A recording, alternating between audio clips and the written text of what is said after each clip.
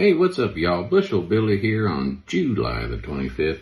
Spent most of yesterday out scouting cornfield looking for the now internet famous tassel wrap, or wrap tassel, the phenomenon of 2025, and we were able to find several fields, an example, here in southern Ohio. And so let's kind of talk about this since it's all the rage.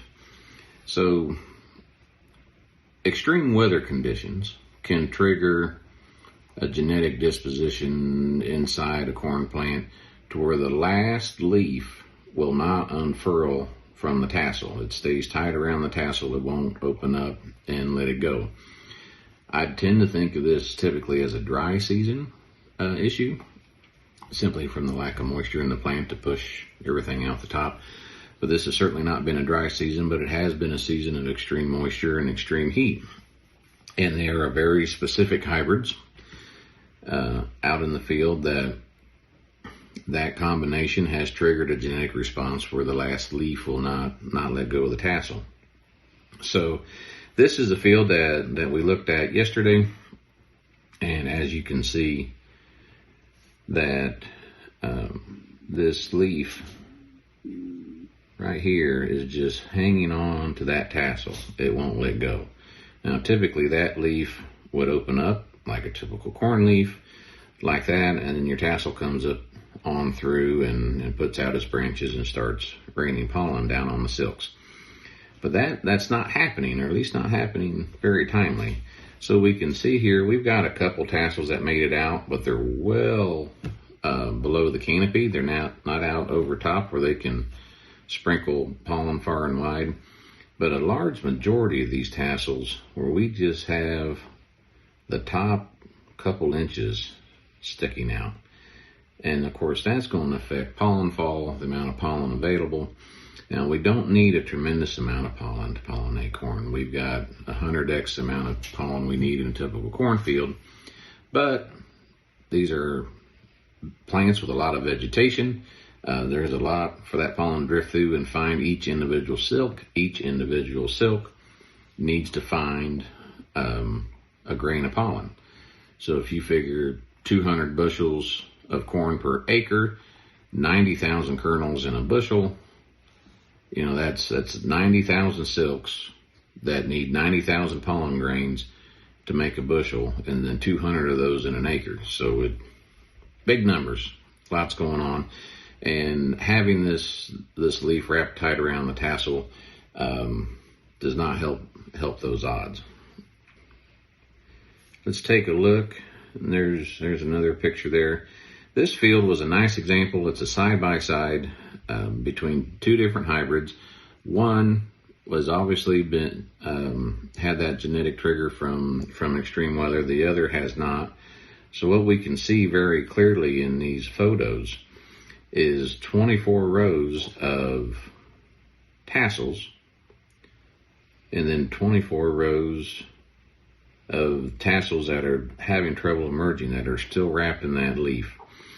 And these are both the same maturity, obviously the same planting date, but you can see little bitty tips of tassels all the way through there. It's trying to push out. It just hadn't made it, where of course in this area here, the tassels are all the way out. So if you can imagine the difference in pollen fall, if you're in one of these zones here, or this zone here, the amount of pollen raining down through the canopy. Now, with the abundance of pollen, you know, we're hoping we get adequate coverage in these outside 6 rows anyways, but as we get into the middle, that could create a bit of a challenge.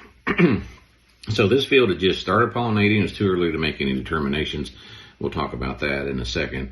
But just a striking visual from the roof of my truck of the challenge that this field is going to have completing the task of pollination and making grain. Here's a tassel that I pulled out of a different field, different hybrid. And as you can see, that leaf is straight up and down. It hasn't relaxed at all, and the multiple branches from that tassel are stuck in that leaf. And if we open it up, we can find the rest of the tassel rolled up in the leaf. That leaf just won't relax and lay down and let the tassel come on through. Now, in this particular field, the tassels, or the silks, have been out for a while. It's been trying to push tassels for a while. And we can tell that because of the length of the silks. Once the silks start pushing through the husk, as long as there's adequate moisture, they'll continue pushing through the husk until they're either pollinated or they run out of water, which plenty of water. Each silk is attached to a kernel, right? And once that silk is pollinated, it detaches from the kernel and turns brown. So one early way we can test pollination is what's called a shake test. You take off an ear, you very gently pull the leaves back, the husk back, and then you shake that ear of corn, and if the silks that have fallen off have been pollinated, the silks that haven't been pollinated are still attached.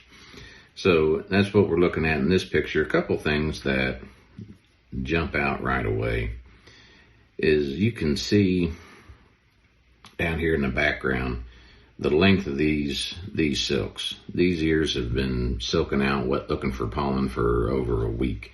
Typically the silks get 1 or 2 inches long, they catch some pollen, they detach, they turn brown, job complete. These silks just keep growing and growing and growing, and they were 8 to 10 inches long still looking for pollen, as the tassels were just not able to get pushed out through that last leaf. And then we took this one off and did a shake test, and you can, we see just how long those bottom silks are. These are the longest, of course, because they push up from the bottom and out the top of the husk that way. And they go first, and then last are these silks here that push out from the tip.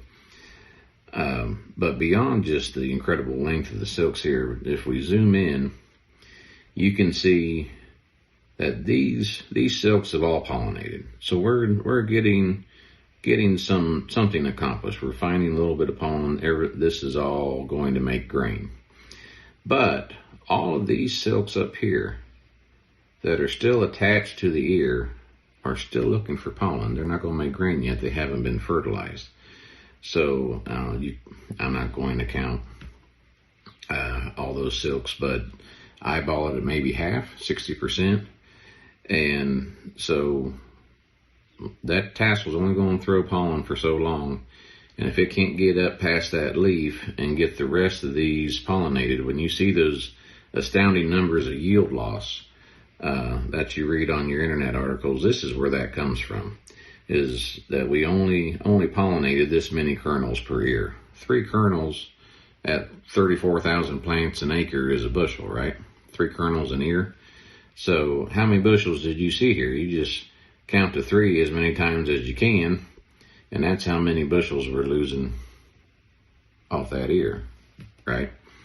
So it's not the end game yet. This is not done. It's still working at it. But if these silks don't catch pollen shortly, then we're looking at a significant yield reduction. So let's take one more look here. There's another measurement. This, my multi-tool is 8 inches long, just as an illustration of how long those silks are. So what's next?